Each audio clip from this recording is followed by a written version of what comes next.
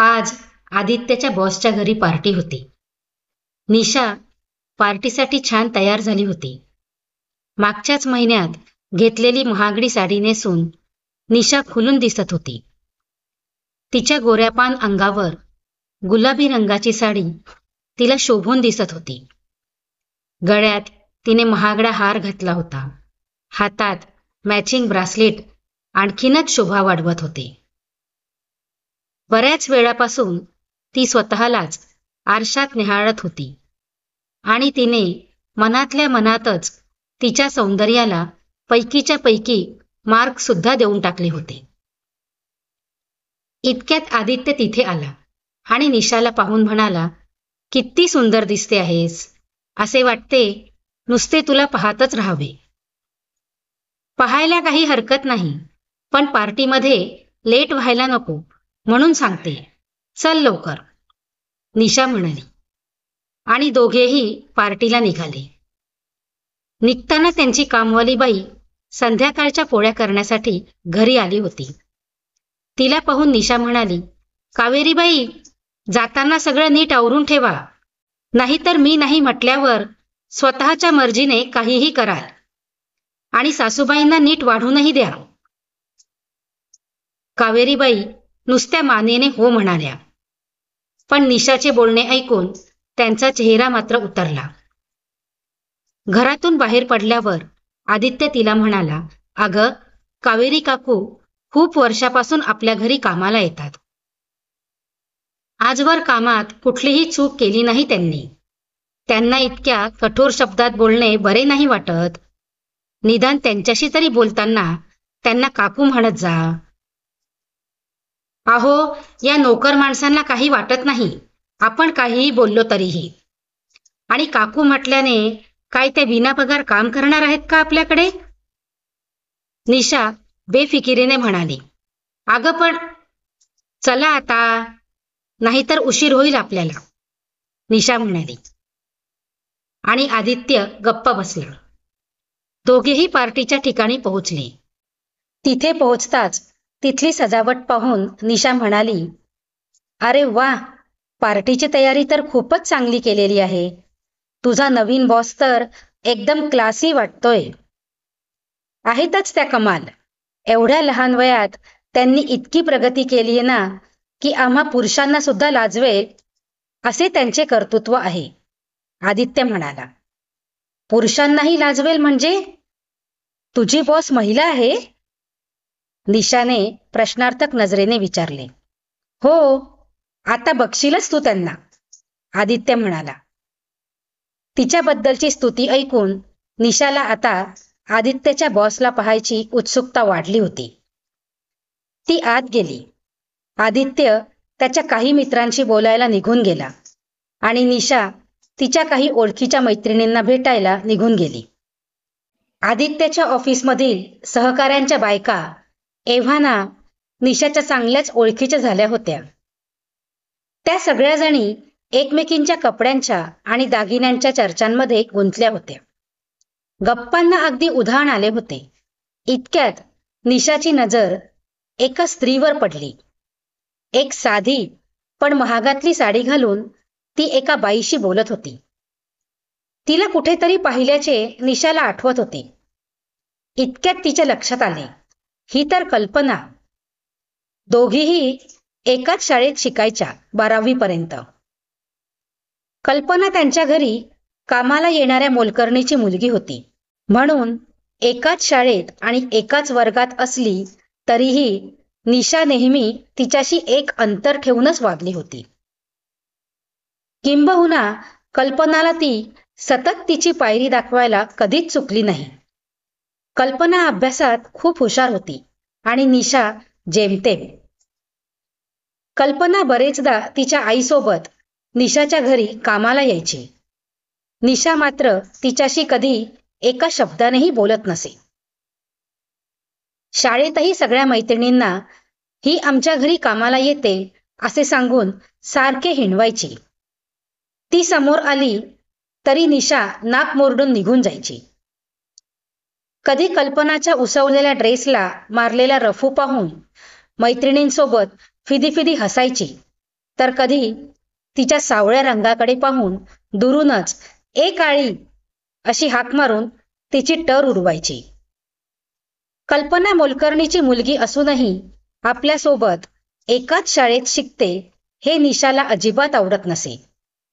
पण कल्पनाचे आईवडील मात्र खूप मेहनत करून आपल्या मुलांना चांगले शिक्षण मिळावे ह्यासाठी झटायचे.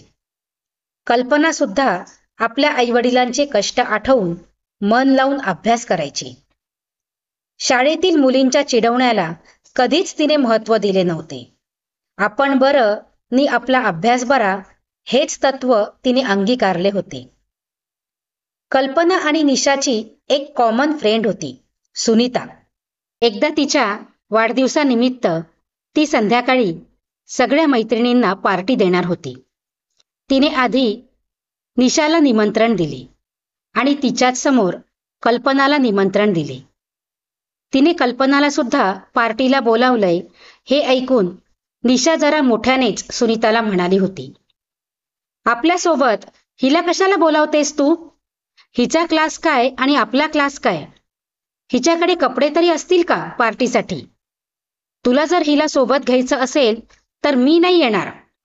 मला काही स्वतःची फजिती करून घ्यायची नाहीये हिच्यासोबत हॉटेलमध्ये पार्टीला जाऊन." असे म्हणत निशा दात काढून फिदीफिदी हसायला लागली. तिच्यासोबत तिच्या 1-2 मैत्रिणीसुद्धा हसायला लागल्या. सुनीताला खूप वाईट वाटले, पण त्यापेक्षाही जास्त वाईट कल्पनाला वाटले होते. त्या दिवशी तिला पहिल्यांदा निशाचा मनापासून राग आला होता. त्यानंतर ती कधीच तिच्या आईसोबत निशाच्या घरी गेलेली नव्हती. त्यानंतर 12वी झाली आणि सगळ्या मैत्रिणी आपापल्या मार्गाने गेल्या. त्यानंतर कित्येक दिवसांनी आज निशाला कल्पना दिसली होती. निशा बायकांच्या गराड्यातून कल्पनाकडे गेली. कल्पनाने तिला पाहता क्षणी ओळखले आणि तिच्याशी हात मिळवायला हात पुढे केला आणि हसत म्हणाली, "तू निशा आहेस ना?" निशाने मात्र तिला हस्तांदोलन करण्याचे टाळले आणि म्हणाली, "हो, बरोबर ओळखलेस. तसेही मला कशी विसरणार ना तू? कितीतरी वेळा माझ्या घरी काम करायला यायचीस तू." निशा तुच्छपणे म्हणाली, "हो, ते तर आहेच. पण आपण एकाच वर्गात शिकायला देखील होतो." कल्पना शांततेने म्हणाली, "असेल, पण तू इथे काय करतेस? इतक्या मोठ्या पार्टीत? तुला कोण बोलावणार म्हणा? आली असशील विना आमंत्रण. किंवा इथे पण काहीतरी काम करत असशील, नाही का?" निशा म्हणाली. आता मात्र कल्पनाला कळून चुकले की निशा अजूनही आधी होती तशीच आहे. ती निशाला म्हणाली, "माझं सोड ग. तू कशी काय आलीस इथे? तू ओळखतेस काय ह्यांना?" "हो मग, माझ्या मिस्टरांच्या बॉसची पार्टी आहे ही," निशा म्हणाली. कल्पना यावर फक्त गालातल्या गालात हसली. इतक्यात पार्टीची अनाउन्समेंट सुरू झाली. अनाउन्समेंट करणारा म्हणाला, "मला सांगताना अतिशय आनंद होत आहे की आज आपण आपल्या नवीन बॉसच्या वेलकमसाठी ही पार्टी आयोजित केली आहे. त्यांनी आजवर अनेक पुरस्कार मिळवले आहेत. त्यांनी त्यांच्या कामाचा परफॉर्मन्स नेहमीच 100% दिला आहे आणि आम्ही त्यांच्या मार्गदर्शनाखाली काम करायला अत्यंत उत्सुक आहोत. आता तुमचा जास्त वेळ न दवडता मी त्यांना इथे बोलावतो." आणि त्याने कल्पनाकडे पाहिले आणि म्हणाला, "कल्पना मॅम, प्लीज कम." आणि कल्पना अत्यंत आत्मविश्वासाने स्टेजवर चालत गेली. निशा तिच्याकडे नुसती आश्चर्याने पाहतच होती. नेमकं काय होतंय हे तिला कळतच नव्हतं. इतक्यात कल्पना म्हणाली, "थँक्यू सो मच गाईज, पण माझ्या यशात माझ्या इतकाच वाटा माझ्या टीम मेंबरचा सुद्धा आहे. त्यांच्या सहकार्यानेच मी अनेक माइलस्टोन पार करू शकले आणि त्याच टीमवर्कची जादू आत्ताही पाहायला मिळेल हीच मला आपणा सर्वांकडून आशा आहे.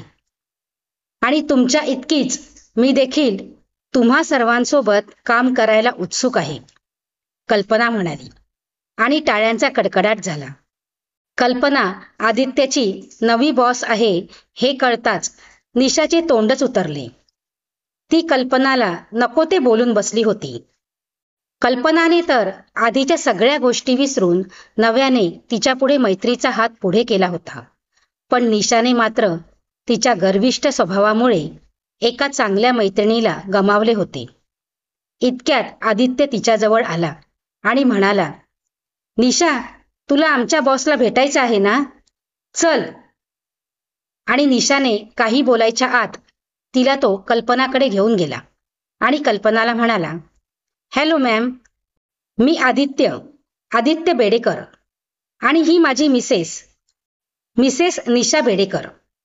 कल्पनाने निशाकडे पाहिले. निशाने नजर चोरतच तिच्याशी हात मिळवायचा म्हणून हात पुढे केला. कल्पनाने मात्र तिच्याशी हात मिळवणे टाळून हात जोडून तिला नमस्कार केला आणि म्हणाली, nice to meet you Mrs Bedekar. तेवढ्यात आदित्य कुणाशी तरी बोलायला म्हणून तिथून निघून गेला आणि कल्पना निशाला म्हणाली, मला वाटले होते इतक्या वर्षानंतर तू बदलली असशील, पण तू आजही लोकांची आर्थिक परिस्थिती पाहून त्यांच्याशी मैत्री ठेवतेस. मी आधी इतकी कठोर कुणाला बोललेली नाही आणि यापुढेही मला बोलायची गरज न पडो. पण इतरांना कमी लेखण्याआधी तू हा विचार करायला हवास की इतरांना कमी लेखण्याजोगे तुझे कर्तृत्व तरी काय?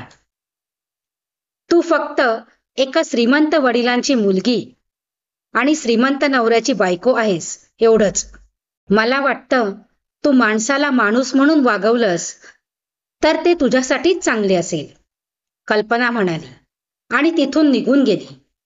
निशा मात्र तिथेच मान खाली घालून उभी होती, आपल्या कृत्याचा पश्चाताप करत. आज तिला तिच्या स्वभावातील उणीव कळून चुकली होती. मित्रांनो, तुम्हाला माझी ही कथा आवडली असेल तर व्हिडिओला लाईक नक्की करा आणि चॅनलला सबस्क्राईब करायला विसरू नका. धन्यवाद.